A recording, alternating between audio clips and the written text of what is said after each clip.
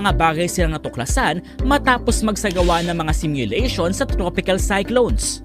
Una, pareho ang Sierra Madre at Cordillera Mountain Ranges na nagpapabagal sa bilis ng bagyo. Pangalawa, parehong nakababawas ng lakas ng hangin ang mga kabundukan, ngunit mas malaki ang kontribusyon ng Cordillera sa pagpapahina ng hangin kaysa Sierra Madre. Pangatlo, ang pagbawas sa exposure ng hangin ay maaaring magdulot ng mas maraming pag-ulan sa ibang lugar tulad ng Metro Manila.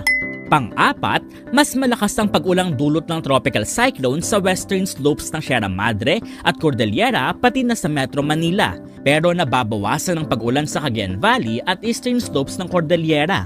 At panghuli, mas marami ang water-related damage kaysa wind-related damage mula sa mga bagyo. Ayon naman kay Pag-asa Officer in Charge Juanito Galang, nakatulong ang Sierra Madre sa pagbawas sa epekto ng bagyong Pipito at naiwasan ang mas malalang kondisyon sa Luzon sa kabila ng malakas na pag-ulan at hangin.